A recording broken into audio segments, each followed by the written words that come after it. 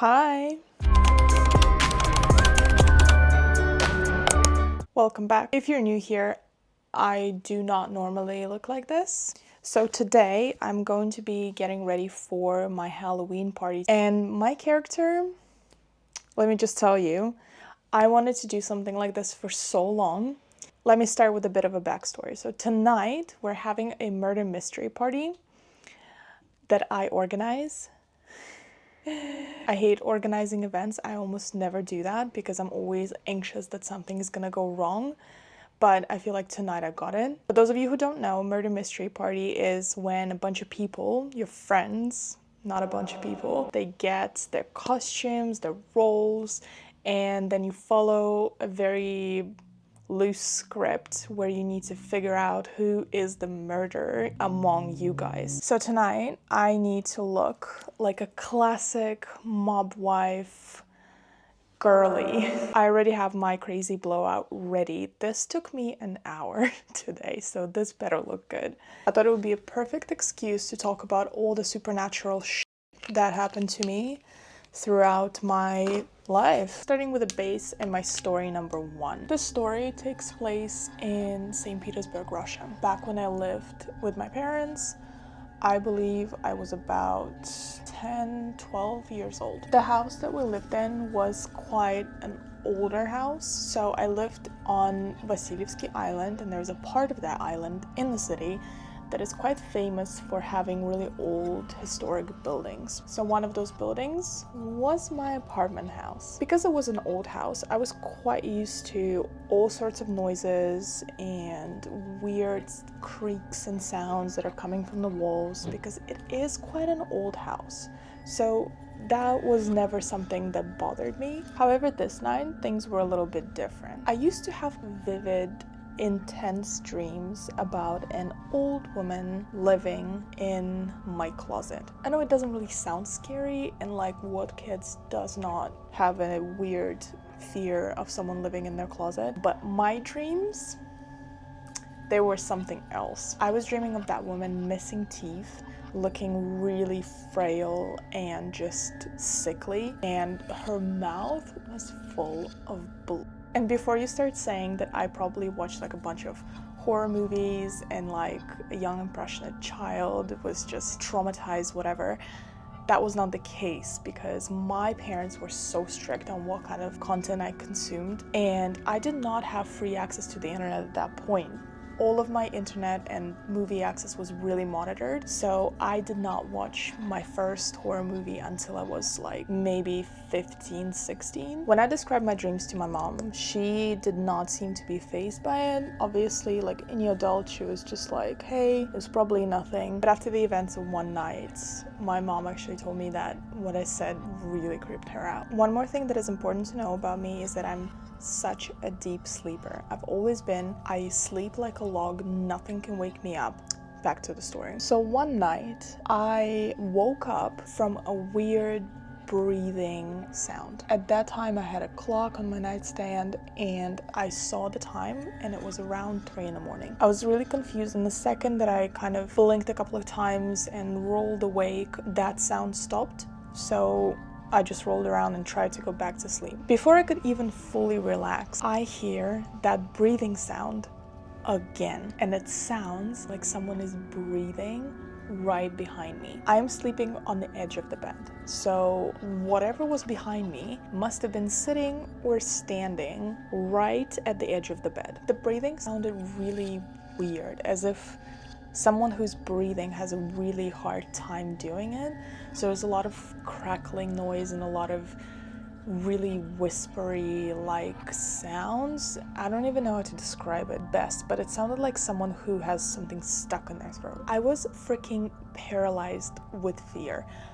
I did not even try to roll around and look at what the fuck that was. I was just lying there, eyes wide open. It was so dark in my room that I couldn't even see the edge of my pillow. I was just there, listening to this horrible sound. And then I can feel it get closer. I said feel because I swear that I felt something on my neck and closer to my ear. As I'm laying there slowly going nuts from fear, I suddenly hear this horrible cracking sound, so loud, and it was coming from my window that is direct opposite of my bed. That is all I needed to get out of this paralysis state, so I just got up and freaking booked it. I ran straight out of my bedroom to my parents' bedroom. I woke them up panicked, saying someone's in my room. So you can imagine, as a parent, they were freaked out. They got into my room, turned on the lights. I'm freaking out, crying. They look around, nothing is there. On my windowsill, there was a potted plant that wasn't even on the edge of the windowsill. It was so secure, so heavy, so nothing could have moved it unless it was an intentional pull or push. It was... I actually can't even, like, reliving this is just giving me the fear. The pot was smashed on the ground, the soil was everywhere. I don't even know how the hell did it get all around the window. So my parents, being responsible adults they are, just said, must have been like wind or whatever, like it's just a plant pot, go to sleep. So needless to say, I did not sleep that night. I still have no idea what the hell that was. The windows were closed. We did have a cat, but the cat never slept in my room and the door was closed, so the cat wouldn't have been in the room anyway. At the end of the day, I just have absolutely no explanation to this. How did the pot fall? Why did I hear breathing? Some people did tell me that it could have been sleep paralysis, but I just remember laying there so awake with my eyes wide open, just feeling this breathing on me, and I don't know if that was asleep. I must have some wild ass imagination. Later, months later after this, I was preparing for a school project, and the assignment was that you needed to find old historic images of your street, or I don't know, your like favorite building in the city, because if you know anything about St. Petersburg is like packed with historic buildings, everything is preserved, it's beautiful. So I went down the rabbit hole of trying to find images of my street, and I kid you not, the exact spot where my house is located used to be a cemetery for people that died from starvation during the World War II blockade. It was also no peaceful cemetery. It was like a pile-up of bodies, because obviously it was the middle of winter and no one was about to waste their energy burying people because so many people died. I remember talking to my mom about this, and what she said is actually brilliant, because she just told me that, look, you can choose to go down that rabbit hole, you can choose to look up the images more, read about it more, and freak yourself out and maybe believe in it more.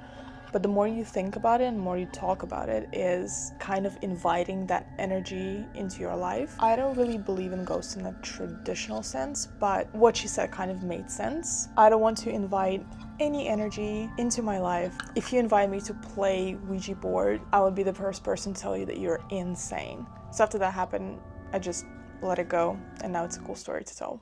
Story number 2 happened when I was living in China. It happened during COVID, and COVID in China was a crazy time. Honestly, I could yap about it for hours, but it's a story for another video. So during the COVID time, I had to move into a new apartment with my friend, and this house was particularly ugly.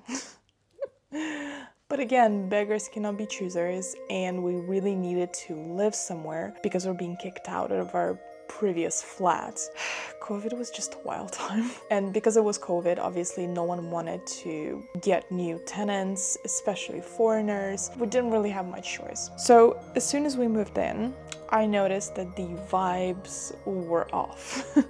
I'm not a person that would like pick a place based on vibes and like sage everything, but you know, like when you just walk into somewhere, you can sense the atmosphere or something just makes you a little bit uneasy. I completely brushed it off because again, not much choice, so I gotta get on with it. So when you see those people in horror movies that are being crazy and staying in places that are clearly haunted, well, there's life practicalities around that. When I first moved into my room, I noticed that it had quite a bit of old furniture. So the place did have a chest, like a gigantic old chest that was locked. That's important to the story. And a cupboard that looked, again, a million years old, that was just chilling there in the corner of my room. The whole first week after we moved in, I had just such dark and depressive thoughts. Back then, that was really unlike me. We're not gonna talk about now. It was not anxiety, it was not self-deprecating thoughts. It was more of like sadness, regret, and like dread. But what was strange is that I always felt like it is not mine. I don't know how to even explain it, but the whole time that I lived there, especially at night, I would feel this overwhelming feeling of just dread and sadness and just misery. Very soon, I was just way too curious about a gigantic chest in my room, so I did ask the owners if I could look inside it or do anything with it, maybe put my stuff in it if it's empty. He said that he doesn't really mind me putting my stuff in there, but he said that the chest is pretty full already. I could tell that he was pretty hesitant to give me the key to the chest and for me to keep my stuff in it or do anything to it.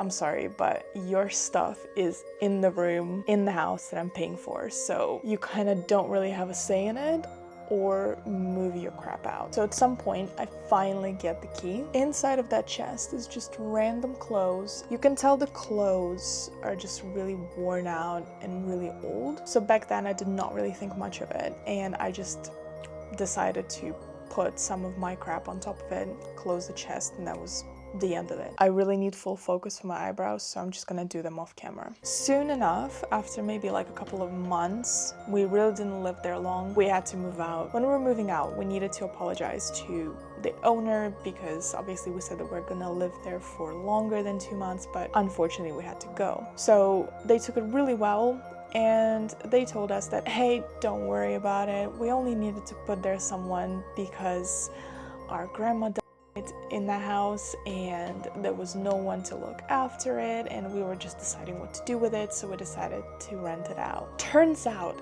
every single piece of furniture, including the bed, the very bed that I was sleeping in, belonged to the grandma. I was sleeping in a bed where someone died. And all of the clothes in that chest belonged to her as well. Can you freaking imagine? Needless to say, after that, I always ask if anyone died in the house. I think I'm gonna finish on a lighter note, and the last story is gonna be a funny one. So the last story is about a red cowboy hat. So in my very first apartment that I rented in Beijing, I rented a room in the apartment, so I did have one roommate. When I moved in, the house was furnished, so was my room, but on the empty mattress there was a red cowboy hat. So of course I think it belongs to my roommate, so I give it back to him, and he said that it's not his hat and I can do whatever I want with it. I can throw it out, but that's not his hat. Also, that room was empty for a couple of weeks after the last tenant moved out, so maybe it was his hat, but no one knows the origin of the damn hat. For some reason, I did not want to get rid of the hat, and I just chucked it in my room, and that's where it stayed for the whole time. Okay, this eyeliner is sharp enough to kill a man. I have no idea if it's even, because my eyes are just so different. I gave it my best shot. One night I was getting ready to go out in Beijing, and for some reason I thought it would be a great idea to grab a hat with me. Yeah, I know, at some point of my life I was okay going out with a big ass red cowboy hat, but besides the point. Holy shit, that was literally one of the best nights out that I've ever had. We met cool people, we had a blast, we had a dance. It was just all around such a good night when you're drunk but you're not too drunk. No one is getting sloppy, no one is getting sad. You all just hang out, let loose till like 5 in the morning, and then you go and grab something to eat. It's a perfect night. So me and my friend decided that it must have been the hat. Like, we were joking about it, we were like, oh, it must be the hat, just the spirit of crazy clubbing and whatever. So a couple of times I went out in my usual getup. Then a month later, I decided to take the hat out for a ride again. And I kid you not, yet again, I had a perfect night. So then there came a point for me to move, and I was packing everything and the hat was always on the wall. I just put it on a little nail as a wall decoration. I could clearly see the hat on the wall. I ran out to just grab some last bits for the plane. I come back home, hat is not there. I was like, okay, maybe I just already packed it, like whatever, it must be somewhere around. I did not see the hat ever again. I know it sounds stupid, because how the fuck do you lose a hat inside the house? But I just never saw the hat again. The spirit of party must carry on and go on to the next lucky winner. And that concludes my scary stories for today. I'm going to put on some mascara, curl my lashes, and pop some falsies on, and I'll show you the final look. So somehow that is the only image that I took of myself that night before I got in the wines, and no one wants to see that, so enjoy a little montage of the videos that I took while I was completely wasted, and I love you and I'll see you in the next one. Wait, hold on, let's put this close. Whoa, it's loaded.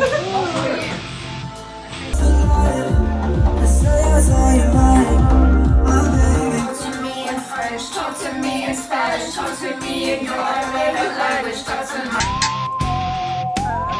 Okay, we're ready.